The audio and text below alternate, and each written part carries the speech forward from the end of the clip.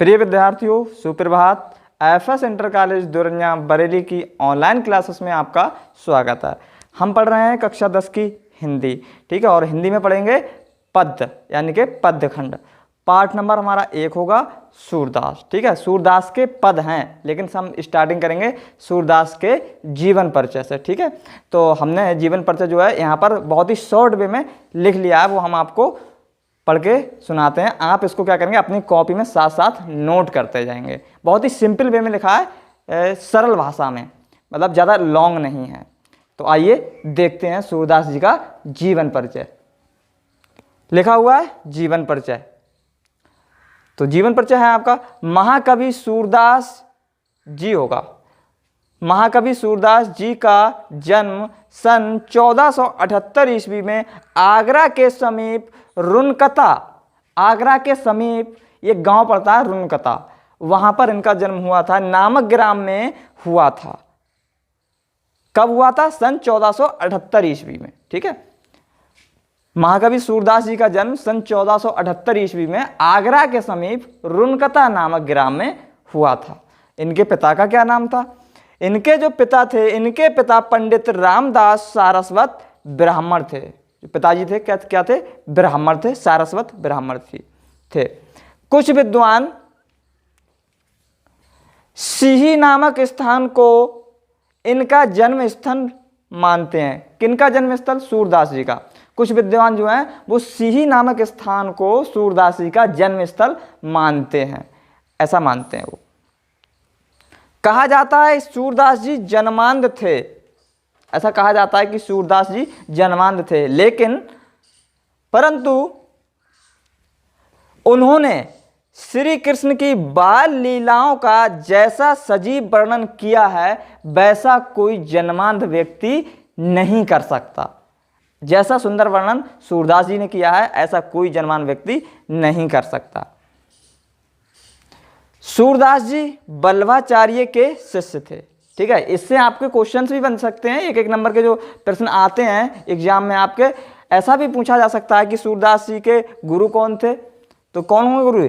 लिखा हुआ है कि सूरदास जी बल्लभाचार्य के शिष्य थे, तो इनके गुरु कौन हो गए? बल्लभाचार्य हो गए, ठीक है, शिष्य थे। और गौ घाट पर भजन गाया करते थे। गौ घाट पर क्या करते थे? ये भजन गाया करते थे। महाप्रभु बल्लभाचार्य जो इनके गुरुजी थे, महाप्रभु बल्लभाचार्य ने इनकी प्रतिभा से प्रभावित होकर इन्हें गोवर्धन पर बने श्रीनाथ जी के मंदिर में कीर्तन करने के लिए नियुक्त कर दिया। उन्होंने देखा, इनके गुरुजी ने देखा, अरे ये तो बड़ा अच्छा गा रहे हैं, तो उन्होंने इनको एक ऑफर दिया और क्या किया कि इन्होंने श्रीनाथ जी के मंदिर में इनको भजन कीर्तन करने के लिए क्या कर दिया? नियुक्त कर दिया। बल्लभाचार्य के पुत्र विट्ठलनाथ, यहां से भी प्रश्न बन जाता है कि बल्लभाचार्य के पुत्र का क्या नाम था? बल्लभाचार्य के पुत्र का नाम था विट्ठलनाथ।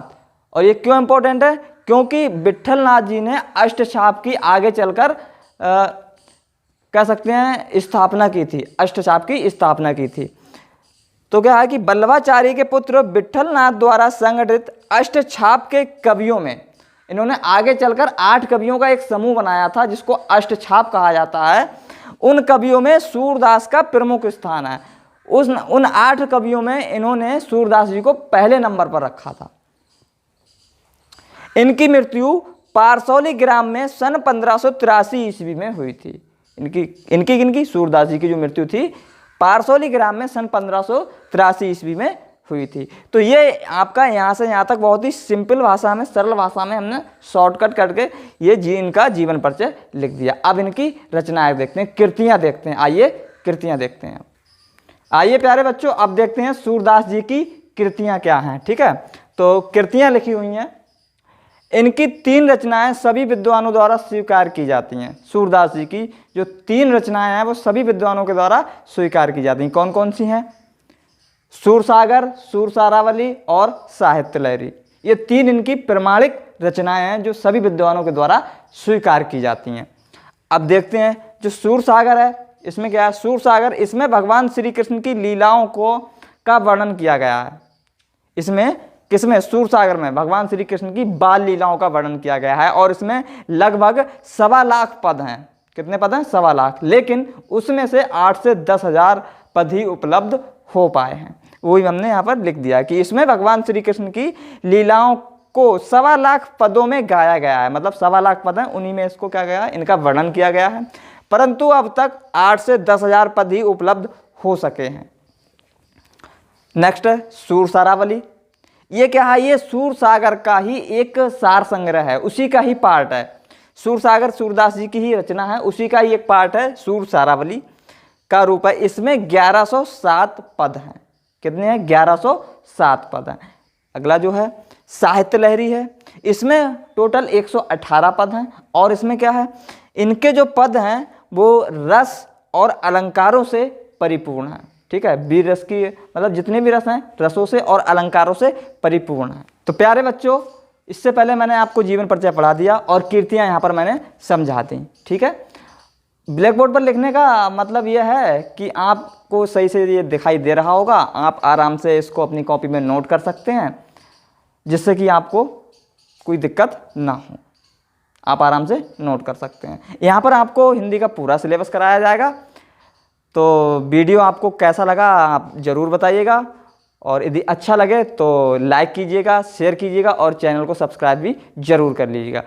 तो इसके आगे सूरदास जी के जो पद होंगे उनकी हम व्याख्या करेंगे। तो मिलते हैं नेक्स्ट वीडियो में, तब तक के लिए नमस्कार, जय हिंद, बाय बाय।